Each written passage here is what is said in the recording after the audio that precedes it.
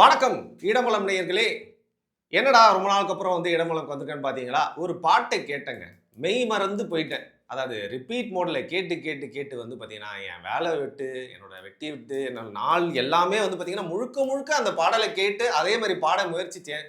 ஆனா, எனக்கு அந்த அளவுக்கு வந்து இசை வராதுன்னு தெரிஞ்சோனே, வழக்கம் போல ஆங்கரிங் வேலையே பார்க்க போயிரலாம் அப்படின்னு, கிஷோர் அவர்களை வழக்கம் போல நெறைய கேள்விகள் கேட்க வந்துள்ளேன். வணக்கம். நீ இல்லாத உலகத்திலே நிம்மதி இல்லை. லை லை லை. பிரதர் அப்படி இல்ல பிரதர். கரெக்ட் தான். நம்ம 2 பேரும் சேர்ந்து பாடலாம். நீங்க ஆரம்பிங்க. 3, 2 நீங்க ஆரம்பிங்க. நானும் அப்படியே இருக்கேன். 3 நீ இல்லாத இல்லாத உலகத்தில் உலகத்திலே யார் சொல்லுவார் நிம்மதி நிலவே. இல்லை. திருப்பியும் லாஸ்ட் எனக்கா ப்ளீஸ். நீ இல்லாத இல்லாத உலகத்திலே உலகத்தில் யார் நிம்மதி சொல்லு. இல்லை.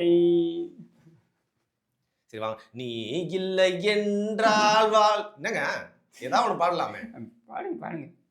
கடைசியில என்னதான் இருந்தாலும் அந்த காந்த குரல் கானா பாபுவோட பாட்டை நீங்க தான் வந்து ரொம்ப அழகா எடுத்து கொடுக்குறீங்க. பாடும் நிலா எஸ்பிபி, பாடும் சூரியன் ஸ்டாலின். அவ்வளவுதான். என்னங்க கரெக்டா இருக்கா இல்லையா? பாடும் சனியன். அதுதான் சரியா இருக்கும். ஓப்பனா சொல்றேன். உங்களுக்கும் அவருக்கும் கம்பேர் பண்ணா அவர் நல்லா தான் பாடினாரு. ஆமா. அந்த பொண்ணு தான் சைடுல வந்து கரகரன்னு கம்முன்றுமா அப்படின்னு சொல்லிட்டு எனக்கு அப்படியே முடிஞ்சா நான் டியூன் அதில் வேற அவர் பார்த்தீங்களா இல்லை ரெடியா எல்லாம் ரெடியா அப்படின்னு அந்த செட்டிங்லாம் ரெடியா பெரிய ரெக்கார்டிங் ஸ்டுடியோவில் பாடுறாரு இவர் பெரிய காந்தக்குரல் கானா பாபு. இவருடைய காந்த குரலை கேட்பதற்கு தான் மக்கள் எல்லோரும் ஆவலாக இருக்கிறார்கள். ஒரு முதலமைச்சரை வேலை வெட்டி எல்லாம் பார்க்குறத விட்டுவிட்டு இப்படி உட்காந்து இந்த காமெடி இதுதான் அரியரண்டியும் பாடினார். இதே பாட்டு தான் விட்டா அந்த ரைம்ஸ் எல்லாம் பாடுவார் பிறகு. இந்த அரியரன் கிட்ட என்ன பாடினாரு? தந்தி டிவி அரியரண்டியும் இதே பாட்டு தான். Okay okay. நான் சிங்கர் அரியரன் கிட்ட நினைச்சிட்டேன். ஐயோ அப்படின்ட்டு அதே மாதிரி தான் அங்கேயும் பாடினார். சரி இந்த ஒரு பாட்டை தவிர வேறு பாட்டு தெரியாது போல இருக்கு. அன்னைக்கு மனப்பாடம் பண்ணி ஒப்பிச்சார் தெரியுமா மேடையில். என்ன பாட்டு? இந்த ஓவியமே இந்த காவியமே உற்சாக ஓவியமே இந்த காவியமே அண்டே அழக அப்படின்னு அது மாதிரி தான் இதுவும். சரியா ஒரே டைலாகு அந்த மனப்பாடம் பண்ணி டப்பா அடிச்சு வச்சுக்க வேண்டியது. வீட்டில் இருந்து குட்டி குட்டி தலையில் குட்டி குட்டி அதுவும் விற்க கட்டிட்டு கொட்டுவாங்க பொழுது உரைக்கட்டோன்ட்டு கூட்டி கூட்டி சொல்லி கொடுத்துருப்பாங்க பொழுது அந்த பாட்டை கொண்டு வந்து பாட வேண்டியது. இன்னொரு பாட்டும் சொல்லியிருந்தாரு. மடமை என்பது அச்சமாடா, திராவிடர் என்பது உடமையடா. அச்சம் என்பது சிங்கரோட அந்த வைப்லயே போயிட்டேன். அவர் மாதிரியே மாத்தி பாடிட்டேன். அது பாட்டும் பிடிக்கும்னு சொல்லியிருந்தாரு. உங்களுக்காக தாங்க ப்ரொமோஷன் பண்ணிக்கிறேன். எம்ஜிஆர் பாடலாம் கேட்பாங்க. யோசிச்சு பாருங்க. ஸ்டாலின் குதிரையில் அச்சம் என்பது மடமையடா அப்படின்னு அப்படி வருது எப்படி இருக்கும்? பீச்சில் கரெக்டாக இருக்கும். பீச் மண்ணில் ராஜா தேசிங்க குதிரையில போறாராம் அப்படின்ற தமிழகத்தை வந்து சவாரி கூட்டிட்டு போயிட்டு இருக்க ஒரு குதிரை ஓட்டியா தான் நான் பாக்குறேன். அந்த வகையில என்னால அப்படி இமேஜின் அந்த மரீனா சவாரி போற குதிரை ஓட்டுவே கிடையாது.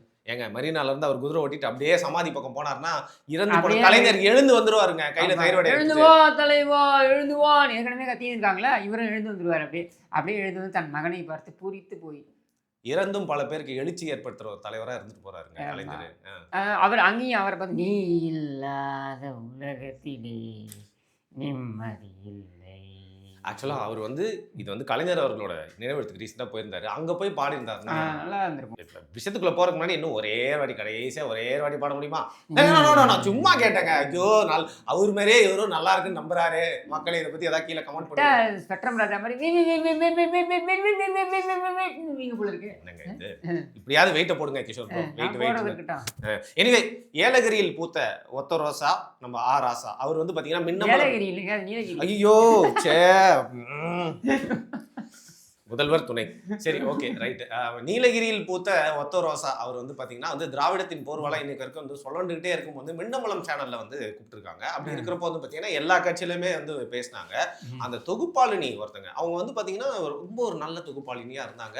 திராவிட ஆட்சியில நடக்கக்கூடிய நல்ல விஷயங்களை எடுத்து சொல்லிட்டு இருந்தாங்க. இன்னைக்கு என்ன வஞ்சகமோ தெரியல மனசுல இருந்த வன்மத்தை ஃபுல்லா கக்கி ராசா அவர்களை அந்த மாணவர் முன்னாடி வந்து பாத்தீங்கன்னா அவமானப்படுத்திட்டாங்க. அது வந்து எந்த விதத்திலுமே நியாயமே இல்லை அப்படிங்கறத பாத்தீங்கன்னா உடன்பிறப்புகள்லாம் ரொம்ப அன்பாகவும் டீசெண்டாகவும் வழக்கம் போல சொல்லிட்டு இருக்காங்க சமூக வலைத்தளங்கள்ல. இதை குறித்து உங்களோட பார்வை? அதாவது ஸ்பெக்ட்ரம் ராஜாக்கு தான் பெரிய அறிவாளி தன்னை அறிவாளி என்று நினைத்துக் கொள்வது தவறு கிடையாது. ஒருத்தர் தன்னை வந்து பெரிய அறிவாளி அப்படின்னு நினைச்சுக்கிறது தப்பு கிடையாது. மற்றவன் எல்லாம் முட்டாள் நினைக்கிறான் பாருங்க. அங்கேதான் பிரச்சனை. ஸ்பெக்ட்ரம் ராஜாக்கு எப்பவுமே இந்த துடுக்குத்தனமான பேச்சு உண்டு. அதாவது தன்னை மிஞ்சிய அறிவாளி கிடையாது, மற்றவங்க எல்லாம் முட்டாள். ஏங்க அவர் நல்ல பேச்சாளர். அதான் சொல்றேன். நீ நல்ல பேச்சாளராக இருக்கலாம், எதிரா இருக்கவனும் வந்து உனக்கு உனக்கு நிகரான ஒரு பேச்சாளரா வருவதற்கான வாய்ப்பு இருக்கு. இல்ல உனக்கு நிகராக சிந்திப்பதற்கு வாய்ப்பு இருக்கு. இல்ல உன்னை விட அதிகமாக சிந்திப்பதற்கு வாய்ப்பு இருக்குன்றத நீ மறந்துடக்கூடாது. சாரி அப்ப சாரி, ஒரே செகண்ட் சார். வரையா 10 மினிட்ஸ்ல அங்க வரேன். Bye bye by.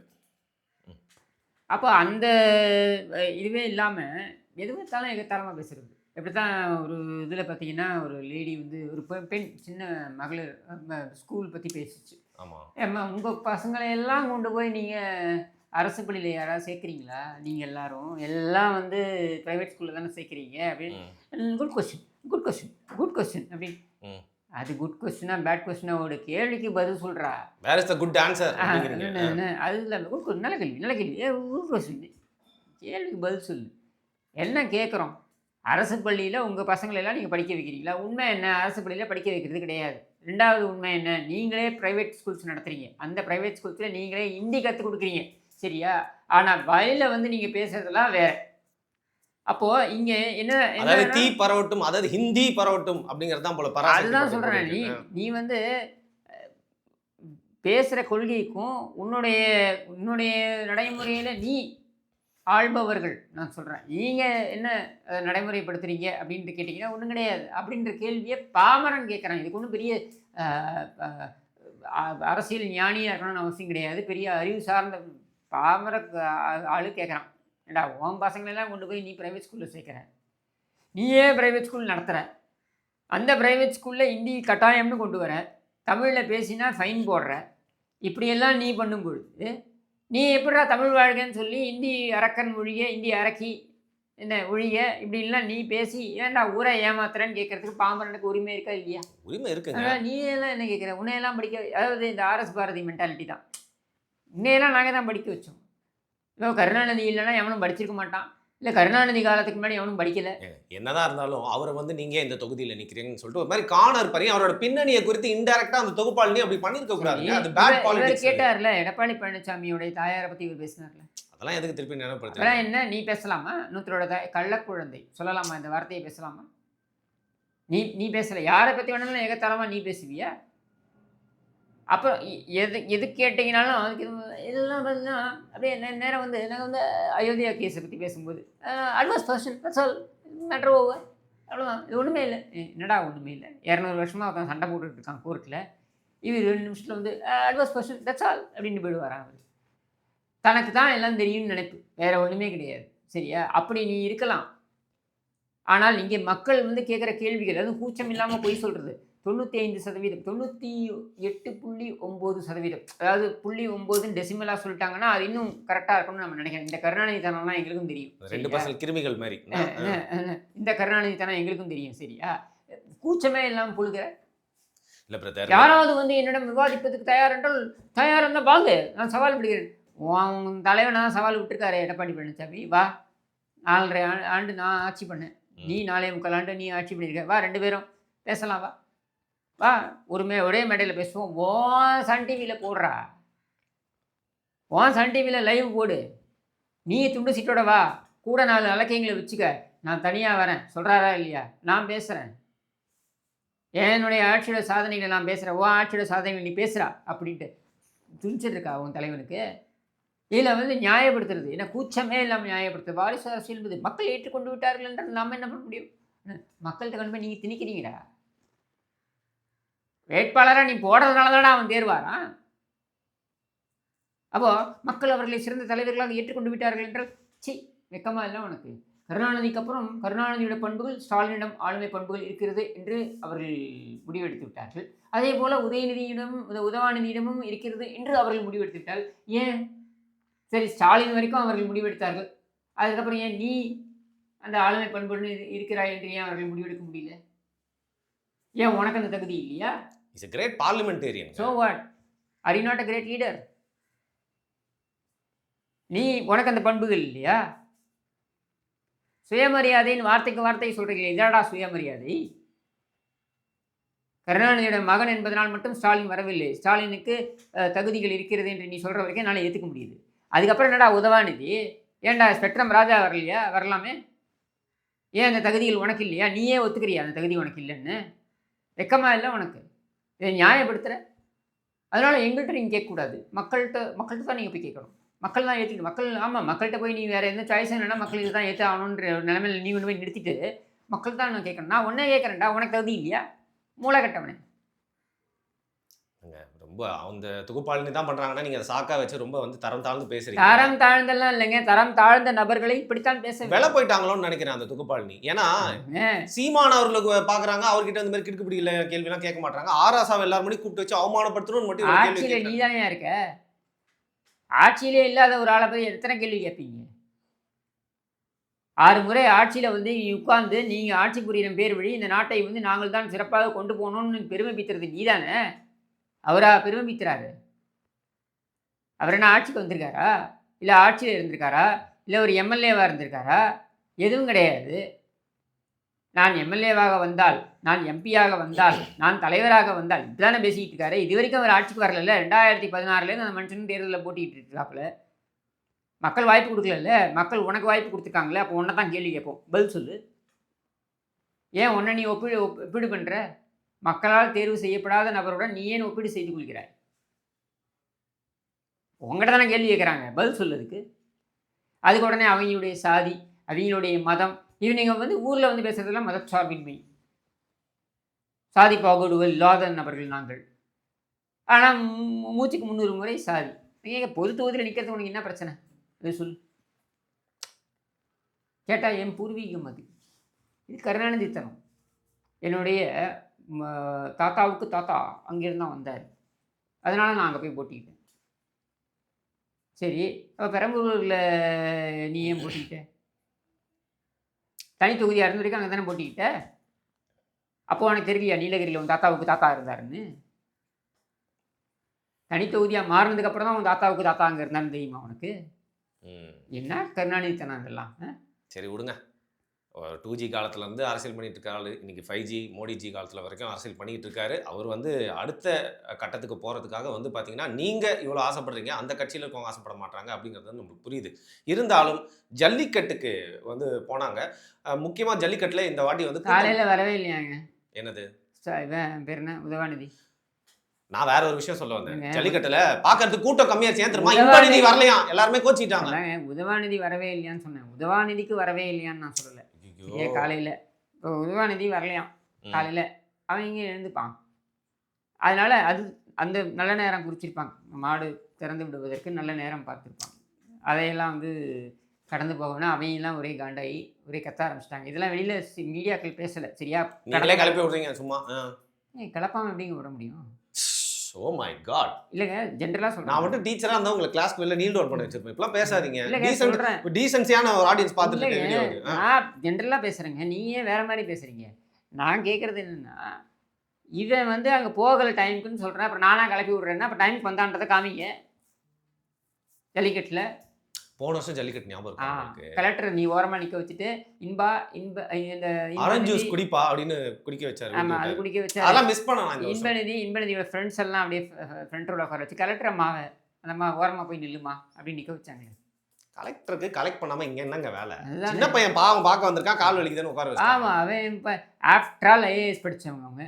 இவன் என்ன ஸ்கூலில் படிச்சிருக்காங்க. ஐயோ, உங்க கூட சேர்ந்து நான் பார்த்தீங்கன்னா மரத்தடி பாட்டி மாதிரி வந்து புறம் பேச ஆரம்பிச்சிட்டேன். கேட்க வேண்டிய விஷயமே வேற. தலைவன் வந்து பார்த்தீங்கன்னா வரலாற்று சிறப்பு மிக்க ஒரு விஷயத்த சொல்லியிருக்காரு. ஜல்லிக்கட்டுக்கு போய் மாடுபிடி வீரர்களுக்குலாம் பார்த்தீங்கன்னா அரசாங்க வேலை, அதுவும் கால்நடை சம்மந்தப்பட்ட வேலையை வந்து தர சொல்லியிருக்காரு. இன்னைக்கு வந்து அதாவது ஒருத்தன் கஷ்டப்பட்டு படித்து என்ன டிஎன்பிஎஸ்சி அது இதுன்னு படித்து வருவான்.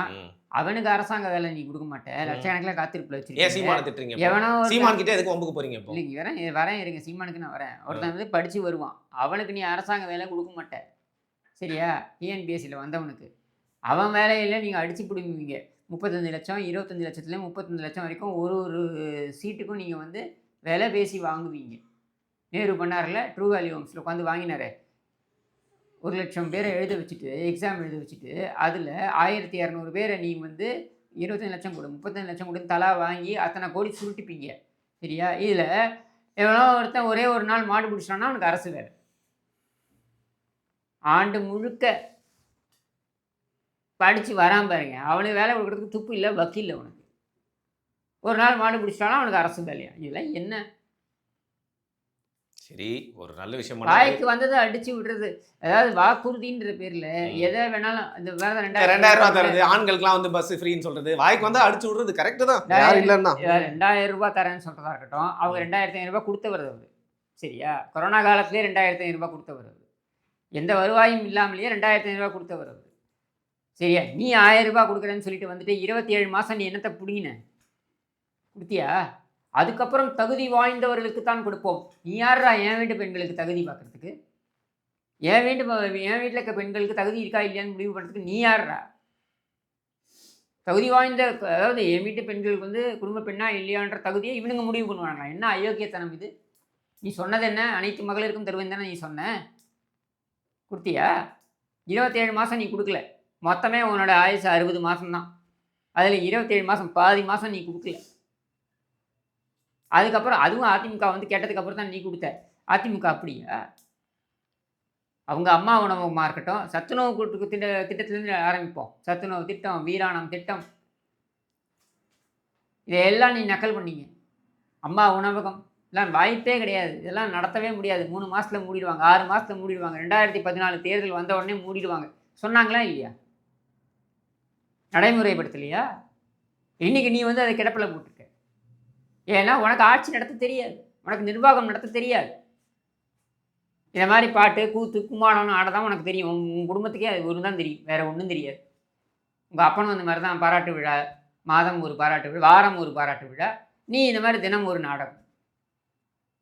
நாள் நிம்மதியா இருக்கும். ஊருக்கு எல்லாருமே போயிட்டேன்னா டிராஃபிக்கே இல்லாம. அதுக்கப்புறம் மண்டே எல்லாருமே வருவாங்க, வெறுப்பாயிரும். அந்த மாதிரி ரொம்ப நாளுக்கு அப்புறம் உங்களை பார்த்தோன்னே உங்களோட வன்மத்தை பார்த்து எனக்கு வெறுப்பாயிருச்சு. கடைசியில் கொஞ்சம் வந்து சுபமங்கலமா முடிச்சுக்கலாம் அப்படின்னு நான் நினைக்கிறேன். சித்திரஞ்சன் சாலையே அந்த வீட்டு வாசலே எங்கள் வாடி வாசல். அந்த வீட்டுல இருந்து வர்றவர் தான் எங்களுடைய காளை ஸ்டாலின், எங்கள் நாயகன், பொங்கல் நாயகன். நீ இல்லாத உலகத்திலே நிம்மதி இல்லை.